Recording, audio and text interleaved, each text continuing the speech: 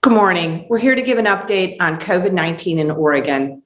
I'm joined by Dr. Peter Graven, lead data scientist at the Oregon Health and Science University, Mariana Robbins, a 15-year-old with long-haul COVID symptoms. She has a very important story to share with you all today. Thank you, Mariana, for joining us. Dr. Dana Harganani, the Chief Medical Officer at the Oregon Health Authority, and Dr. Dean Seidlinger, our state epidemiologist. I want to start with addressing the 15 counties that are entering extreme risk today. Moving any county into extreme risk is not a decision we take lightly.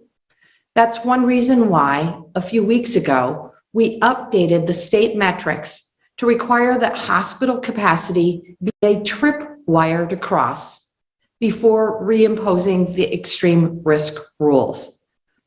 But here's the reality Oregon is facing right now. Cases are widespread, driven by new, more contagious variants. Oregon leads the nation for our rate of increase in cases over the last 2 weeks. In fact, this is the 5th straight week Oregon has recorded case increases of 20% or more. Our hospitalizations have nearly doubled what they were a week ago. While fewer seniors are being hospitalized, thanks to vaccinations, COVID-19 is now knocking more younger people off their feet. The portion of hospitalized cases of people 18 to 34 has increased by almost 50%. I was presented with data showing 2 paths Oregon could take. One in which we took no additional action and stood by while more people die from this disease, or another that required a temporary tightening of restrictions for certain counties, but could save hundreds of lives and prevent as many as 450 hospitalizations over the next 3 weeks. As your governor, I chose to save lives.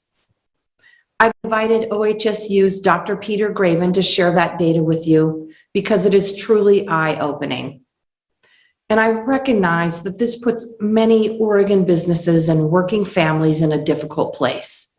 So I've worked with the legislature to secure $20 million in urgent relief for Oregon businesses impacted by extreme risk. We can get this aid quickly in the hands of our businesses, and I encourage all impacted businesses to apply for assistance.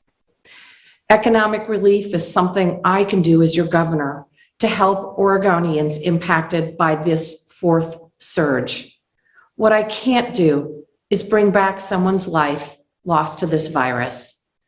That's why, as hard as this is, we must act immediately. There is some good news. The same scientific modeling that predicted increased deaths and hospitalizations if we didn't enter extreme risk also shows that over the course of the next 2 to 3 weeks, based on current vaccination rates, we can get ahead of these variants. Following that trajectory, we should be able to lift restrictions statewide and return to a sense of normalcy by the end of June.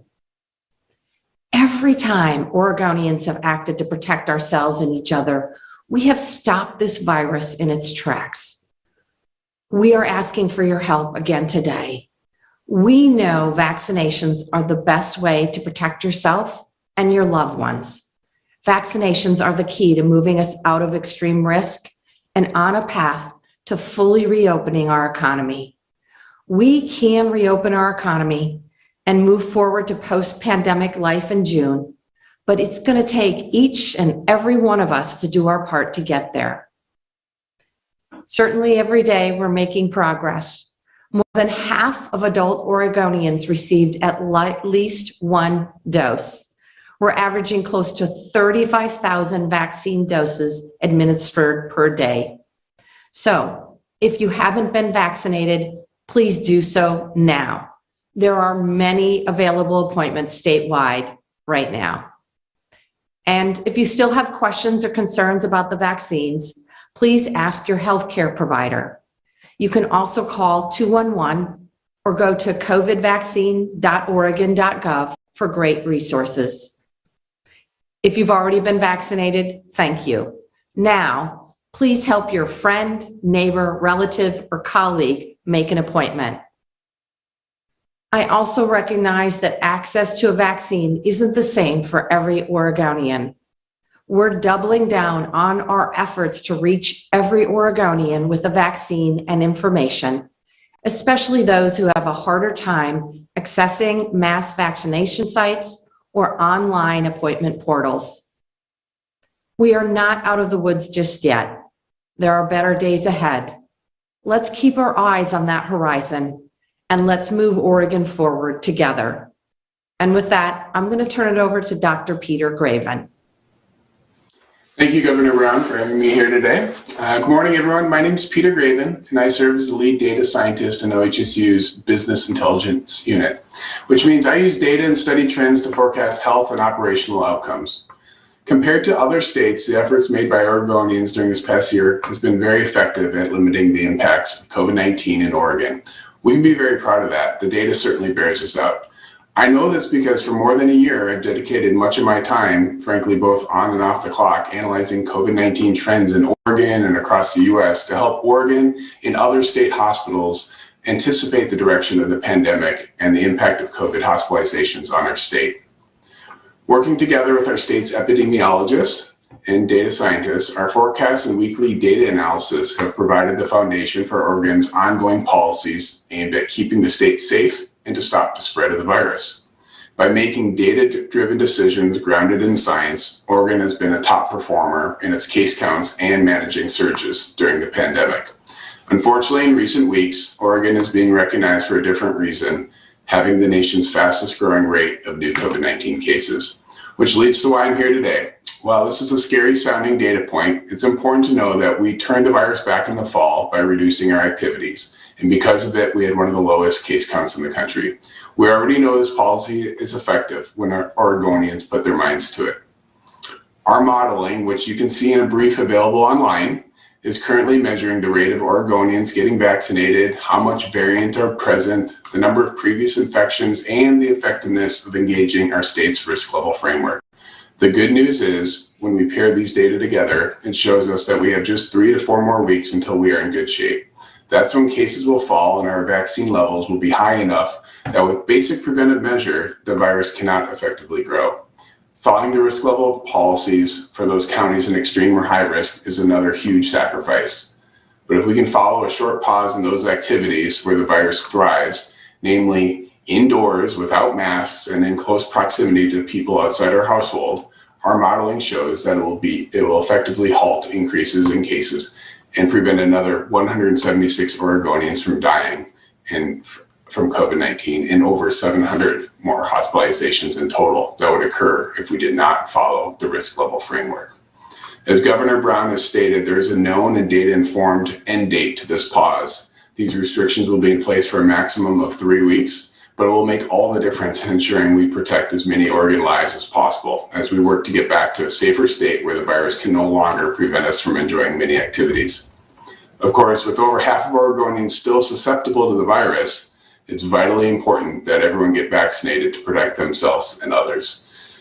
But it's not easy, and I'll be honest, eating in our restaurants in Portland and around Oregon is something I'm looking forward to. And even though I have several friends and family members whose income depends on it, I know shifting to outdoor only dining for the short period is the right policy for the problem we are in. We can do it. Thank you. Thank you so much, Dr. Graven. Really appreciate you joining us today.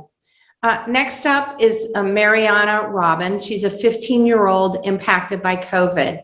Mariana, the floor is yours. Hello, my name is Mariana Robbins. I am 15 years old and I'm a sophomore at Edison High School. I have suffered from post-COVID since September 2020.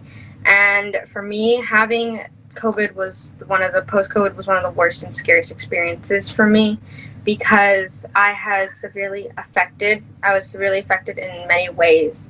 My ability to learn was impacted, my memory loss, dizziness, daily migraines, and the worst pain I ever felt all over my body. It also made my daily life so much harder because I was in severe pain and was sleeping most of my days. For me, the worst and scariest symptom was passing out without warning. This caused me to be scared to even walk around my house. But during this time, my doctors tried to figure out what was wrong with me. Even though I'm slowly getting better and getting back to a normal high school life, post-COVID is still affecting me. It has made it harder to learn and remember things that I used to know pre-COVID. Before COVID, I used to read all the time. Now I can't even read a simple paragraph without getting tired and frustrated. With the help of my teachers and staff, they have been very supportive at my school. After all this time suffering, I strongly urge others to get the vaccine because it can save your life and it can make sure that you and others don't have to get affected the same way and have to suffer like I have. For me as a teenager, I also strongly urge other teenagers to get the vaccine as well because this can happen to you.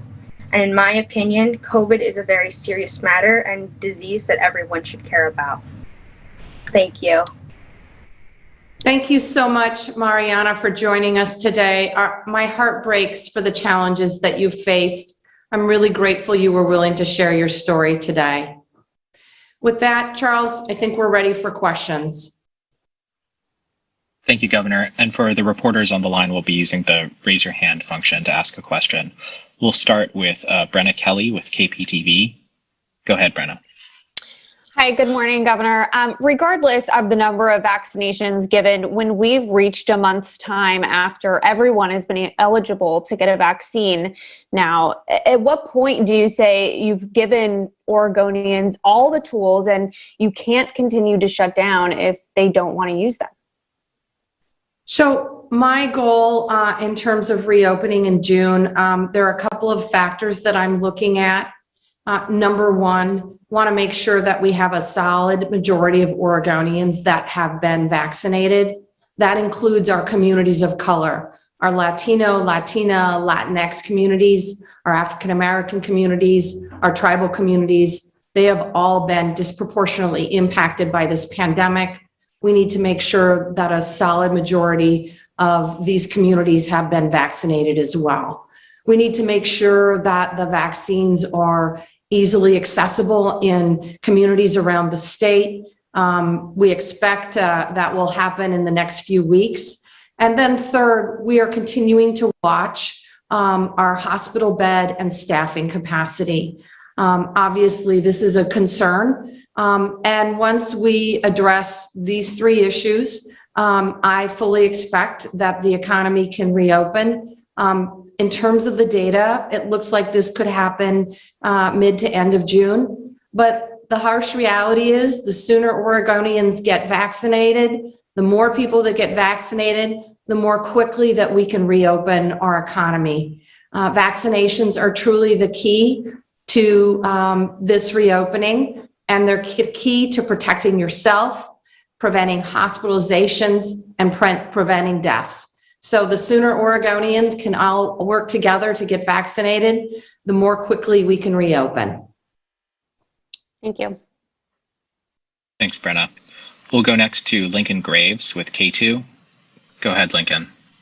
Yes, thank you for taking my question. Governor, this week, 74 county commissioners wrote a letter to you in conjunction with the Oregon Restaurant and Lodging Association asking for reconsideration of some restrictions. Given all we know, given the fact that we do have vaccinations out there and more coming, why can't decisions about what to do in terms of restrictions be turned over to county governments? That's a really good question. What I would respond to in terms of the elected officials and businesses is that COVID is surging right now across Oregon. It takes community-wide measures to make sure that we can protect our most vulnerable Oregonians. I certainly am extremely concerned about the impacts to our businesses. And that's why I've worked with the Oregon legislature to get a $20 million funding package that will go out to these 15 counties. In terms of why a statewide approach, It's about hospitalizations and healthcare capacity. And I'll let one of our experts, Dr. Dean Seidlinger, talk about that. Thank you, Governor Brown, and thank you for that question. I think what we're seeing now is similar to what we saw in the fall. We are seeing an increase in cases across the state, traced to multiple different sources, from social gatherings, attendance at bars and restaurants, workplace outbreaks, and about half of our cases that aren't able to be traced to any known source because COVID is so widespread. We're also seeing an increase in hospitalizations like we saw in the fall, a curve that became very steep and pushed us close to not having the specialized care and intensive care units that every Oregonian deserves, whether they have COVID or a heart attack or a motor vehicle crash. The people with COVID in the hospital peaked at 584 Oregonians in hospital beds in the fall. We are quickly seeing our number of people with COVID increase across Oregon, with 339 Oregonians in the hospital this morning with COVID, and increases of over 30% in the last week. Without taking action, that curve, that number of Oregonians who are sick and at risk for dying would continue to increase.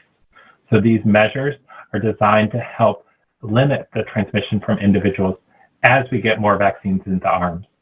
While they are available for everyone, we don't have a vaccine right now for everyone who would want it, but we're getting more vaccines every week, and appointments and locations for vaccines are much easier to find. So by getting those vaccines into arms, by limiting our higher risk gatherings, and by wearing our mask and keeping our distance for the next few weeks, we should be in a place where COVID is much more under control, and that we won't continue to see the loss of life and people suffering in the hospital that we do right now. Governor, I had one follow-up question then about that 20 million in aid you mentioned. We've heard from business owners saying they worry that this won't be enough, either for all businesses as a whole or that some businesses would fall through the cracks. What's your response? My goal is to get these resources out the door as quickly as possible. We are working with the counties. The dollars, $20 million, will be distributed to the counties, and they will make the decisions about how they go to our businesses. I know that our businesses across the state, these small businesses, are truly the heart and soul of Oregon's economy. I'm absolutely committed to getting them the economic relief that they need. Thank you. Thank you. Thanks, Lincoln. We'll go next to Lisa Balick with COIN. Go ahead, Lisa. Good morning. First question for Dr. Seidlinger. In the metro area, it's still difficult for a lot of people to find an appointment. At what point are many primary care providers here going to be able to offer vaccine and office clinics? In other words, what's the time frame as you look ahead as to when that will be happening? Thank you, Lisa. I will start with a response and turn it over to my colleague, Dr. Harganani, to fill in some details. I know the process of rolling out the vaccine has been frustrating to many individuals, as we don't have all the vaccines that we would have liked from the start. But having this vaccine, which is so safe and so highly effective just a year into this pandemic, is, an amazing tool. And to have 3 vaccines that work and are safe and available to Oregonians, is going to help us return to a normal life, allow businesses to operate. And while vaccine numbers have increased in the Portland metro area and across the state, they're not quite where we'd like. And we are working towards getting more vaccines and moving them to primary care. And I'll let Dr. Harganani tell you a few more of those details. Thank you, Dr. Seidlinger, and thank you for the question. Yes, we are getting closer and closer to a broader distribution of vaccine as we get more of them coming into our state week over week. We have already begun providing vaccine access within outpatient settings like federally qualified health centers, as well as other clinics serving particular populations that we know can have problems accessing vaccine. We are working with our partners in outpatient settings, both in the Portland metro area and broader, to begin getting more and more doses into those settings. And some of the work we're doing right now is really focusing on the logistical side of that. Some of the vaccines are delivered to providers in large quantities. For example, the Pfizer vaccine comes in quantities of 1,100. So we're working to develop hubs where bigger health systems can receive those vaccines, repackage them, get them out to our smaller providers so that access can occur in your primary care setting or where is most comfortable for you. It should be coming over the next 4 weeks as we ramp up this access point. Is there any plan, though, to move doses from especially the Salem fairgrounds where there's just appointments to be had nonstop, yet people are not willing or able to get down there, to move a lot of those doses back up here? Yes, thank you for the question. We are actively working on that. As we see trends in slowing down of uptake in certain parts of our state, we're moving doses to where we know there's still a strong demand. And again, in every part of our state, working with providers in the outpatient setting to start moving towards a broader distribution from a more mass vaccination centered approach to more outpatient setting. So all of those trends are happening as we speak.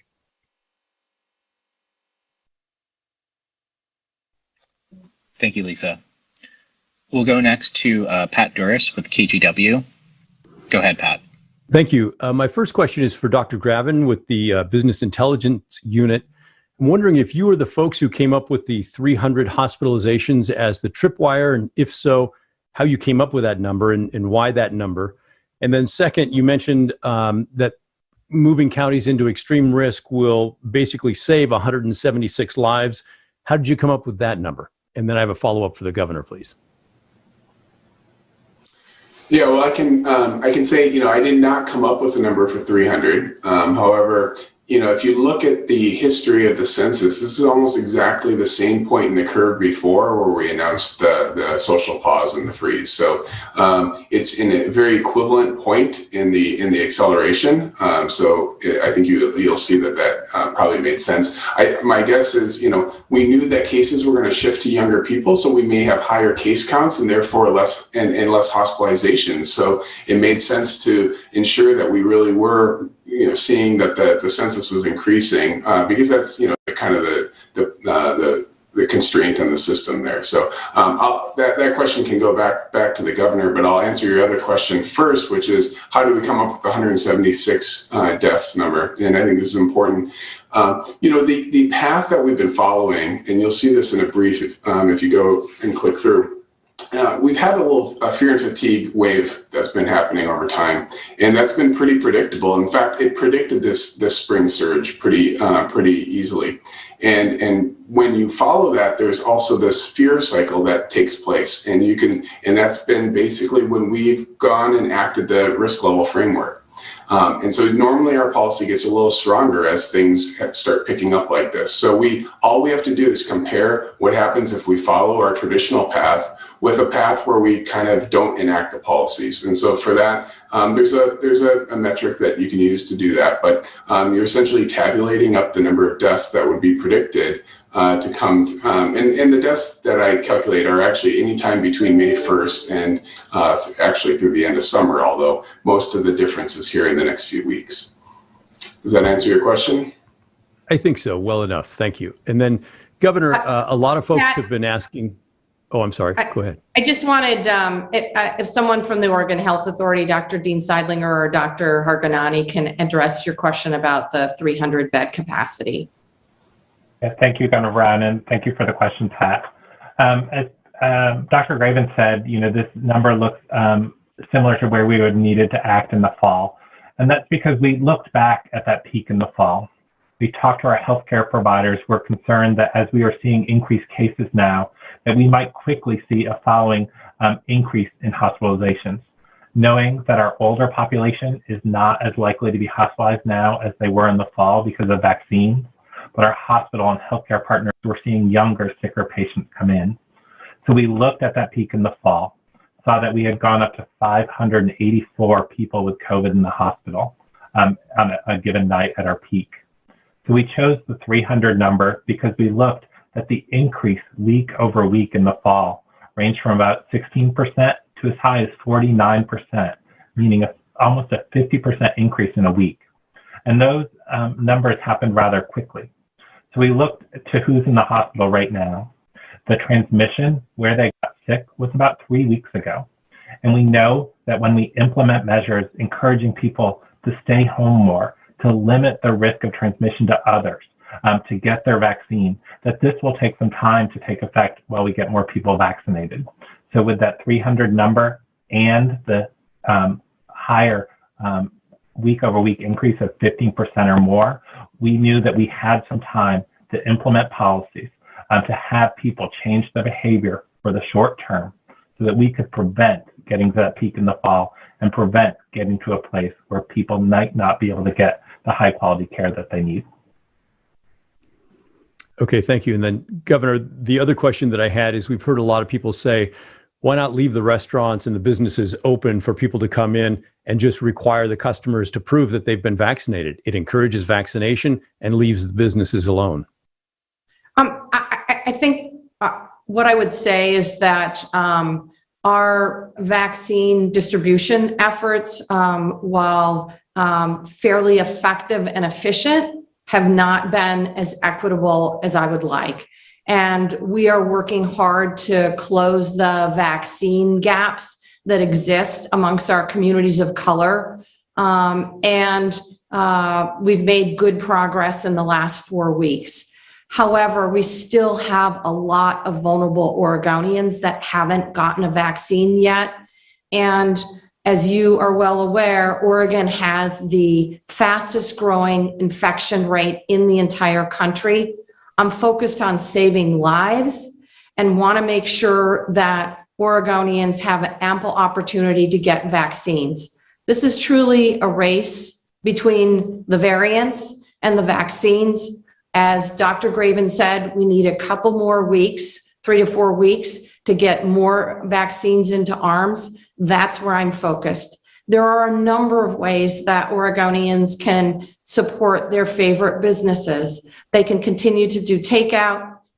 There is the option of eating outdoors, and of course, continue to shop and purchase items online. So I want to encourage Oregonians to support their local businesses. I'm doing everything I can to get economic relief out the door as quickly as possible. We want to ensure that these businesses survive and thrive.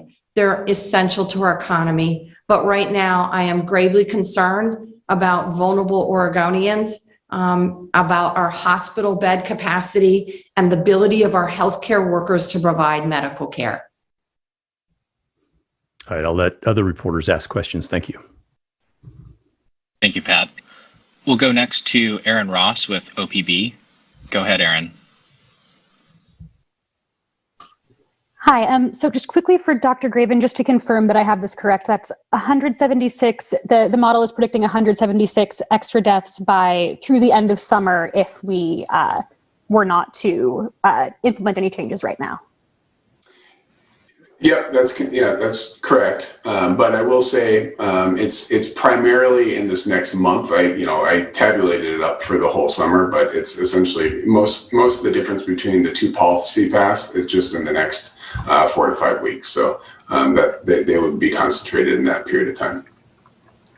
Thank you. And Governor Brown, given both the data in Oregon and from around the world that's showing that we can't necessarily just put the increase in infections in young people on vaccinations alone, that they are also getting significantly sicker. How is that going to change or alter your in-person education plans, or do you have any changes that you're planning on making? We are not planning on making any changes at this point in time in terms of our education plans. Schools have been doing a really terrific job around the state, complying with Ready Schools, Safe Learners. What we know now is that the risk of transmission is low if folks follow these safety protocols, and it's critically important for our kids to be back in the classroom, learning from their teacher and their peers. It's really good for their education. It's good for their mental and behavioral health and good for their social development. What we have seen, though, with B117 is that it is both significantly more transmissible, so it takes less of the virus to get you sick, which means that you have a better chance of getting sick if you're only barely exposed, but also that it does appear to be significantly more severe and severe across all age ranges. So does that raise concerns for you? Certainly, I'm concerned, particularly about the transmissibility of the virus. I'll let Dr. Seidlinger speak to the severity of the variants. But again, I would say this, the best way for folks 16 and over to protect yourselves are to get vaccinated. It's the best way to protect your loved ones, your family members, and our vulnerable community members. It also helps us prevent hospitalizations and deaths. So please, please, if you haven't gotten vaccinated, please do so. There are a number of resources available. And with that, I'll turn it over to Dr. Seidlinger to talk about the severity of the variants. Thank you, Governor Brown, and thank you, Erin, for that question. I think with Ready School Safe Learners, we have multiple safety measures in place to protect students, staff, teachers, and the families they return to. We have physical distancing, 3 feet within classrooms under certain situations and 6 feet in other settings. Enhanced cleaning in those settings, especially of high-touch surfaces. Availability of hand sanitizer and to wash your hands. Using masks in those settings and symptom check and other ways to prevent spread of disease within the settings. We have offered on-site testing to schools so they can test individuals who become sick at school or exposed at school, with about 1,200 schools already signed up for that program. In addition, the adults in those settings, the educators, have been offered vaccine and have taken us up on getting vaccinated, and 16 and 17-year-olds in those settings are now eligible, and we hope soon 12 to 16-year-olds. All of those things will do incredible work against preventing the spread of COVID-19 within those settings, including a more transmissible variant like B117. And while we have seen more cases associated with schools since more schools have opened up and COVID rates have gone up, we still see very limited evidence of transmission within schools in those controlled settings with multiple safety measures in place. I ask teachers and staff in those settings, parents and kids in those settings to think about the activities they take part in outside of there, social activities and extracurricular activities, and do them in the safest way possible, because we typically see spread happening in the community that's brought to the school, not spread happening within the school and brought out into the community. So those same safety measures protect against B117 and other variants, and getting a vaccine protects against all those variants as well. So for students and staff in those settings, they should be getting vaccine when they're eligible. Thank you, Dean. Thanks, Erin. We'll go next to Gary Warner with EO Media. Go ahead, Gary. Hi, Governor. I wanted to find out how you're going to deal with the people who are belligerent against vaccination. We had an incident yesterday out in Bend where there was a high school vaccination event and anti-vaxxers showed up and were heckling the kids, calling them Nazis, calling the people who were giving the shots Nazis. There are going to be more of these events coming up pretty soon. Can these people be stopped somehow as obstructing a public health emergency? What are you going to do on those who are unfortunately out there who want to not just be hesitant about themselves getting it, but don't want anybody else to get it? Gary, I've spent my entire public service career working to engage Oregonians in the public process. I'm not going to change that stance now just because I might disagree with the message of the messenger. I think what I would say to them, what I would say to all Oregonians is that while I'm governor, and I hope in the future, we're going to continue to rely on science and data in making public health decisions. And I would encourage Oregonians, if they have concerns or questions, to reach out to their healthcare provider to get the information. I'm pleased to hear that there are such broad spread efforts working to get our high schoolers vaccinated. I think they understand, their parents understand that this is how we protect kids from this virus. This is how we protect adults, family members. And then Gary, lastly, I would just ask that those of you in the media continue to share the story of young people like Mariana. Her story is extremely scary, and I think parents, students across the state need to hear it. But we're going to continue to make policy, health policy based on science and data. Based on the emergency declaration, is there anything more you can do against people who are obstructing vaccination centers? We will certainly look at what tools that we have. To my knowledge, there are prohibitions on folks blocking access to healthcare clinics. But as you are well aware, Oregon, along with 47 other states and the District of Columbia, continue to have emergency orders in place, and I expect Oregonians to comply with these orders. Thank you. Thanks, Gary. We'll go next to Amy Green with the Oregonian.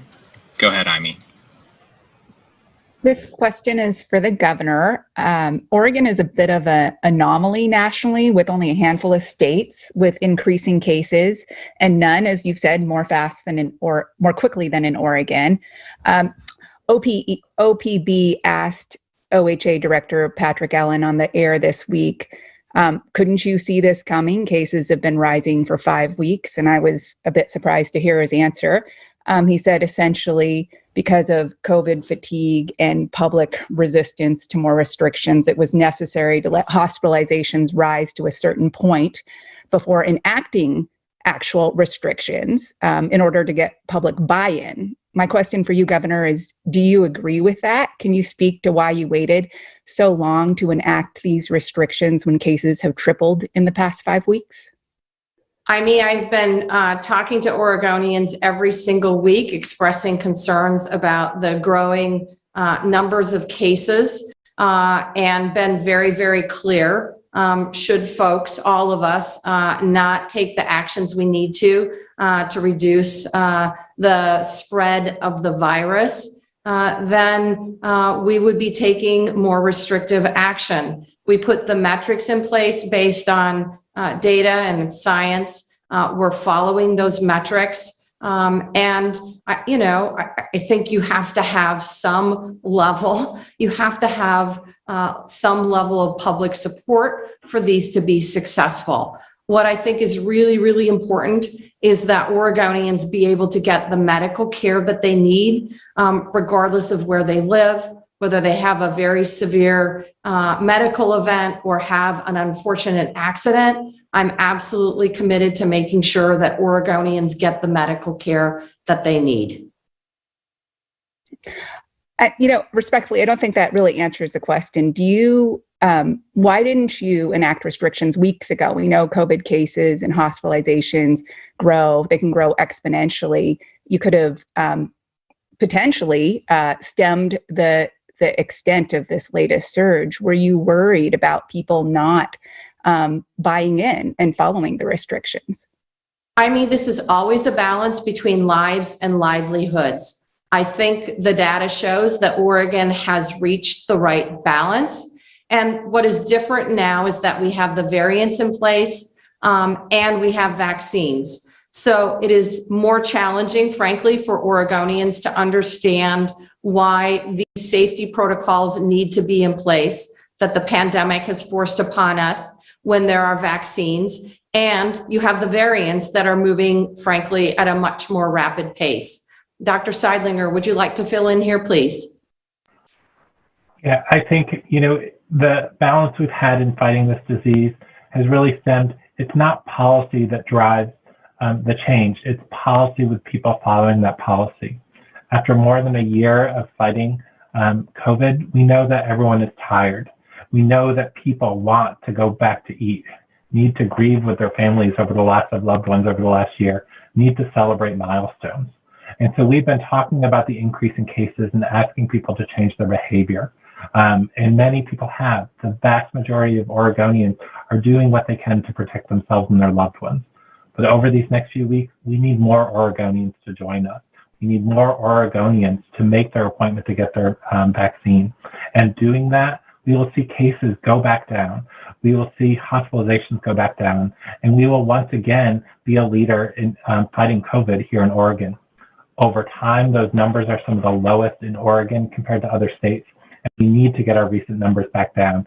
We'd like to be known for successfully fighting this disease and not the state that's most impacted by this disease. And together we can do that. Thank you, Thank Ivy. you. We'll go next. We have time for one last question, so we'll go next to Ben Botkin with the Lund Report. Go ahead, Ben. Yes, I was hoping either Governor Brown or Dr. Seidlinger, if you could explain what exactly the percentage is that you use to decide when the majority of Oregonians have been vaccinated. Can you give me a specific percentage? Thank you. Thank you, Ben. The answer is no. What I've said is that we need to see a solid majority of Oregonians vaccinated. And that includes our communities of color, our Latino, Latina, Latinx population, or African American population, our Native American and tribal people, our Asian and Pacific Islander people. That includes all of these populations that are a critical part of our communities. Dr. Seidlinger. Thank you, Governor Brown. I think the answer to that question is, as Governor Brown said, is no, we can't tell you a certain number. With this being a new disease, we make some projections that 70 to 85% of people would need to be vaccinated. But every person who gets vaccinated and every percentage we increase the percentage of Oregonians who are vaccinated helps us drive down cases as we get towards vaccinating as many people in Oregon as we can. Having the vaccine available to all Oregonians over 16 and hopefully soon having it available to those 12 and older will help us achieve that. But we need everyone to come together. As Governor Brown stated earlier, if you've gotten your vaccine, help your neighbors and help your friends get the vaccine. If you have questions about the vaccine, go online to some trusted sources, the Centers for Disease Control and Prevention, Oregon Health Authority, a trusted community partner, or call your healthcare provider to talk about the vaccine. Because these vaccines are safe and effective, the more people who get vaccinated, percentage by percentage, person by person, gets us closer to winning the fight against COVID, going back to enjoying the activities we enjoyed before COVID came, and having COVID be a distant memory.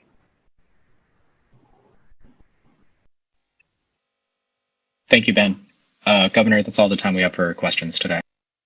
Thank you all so much. Please stay safe out there and have a good weekend.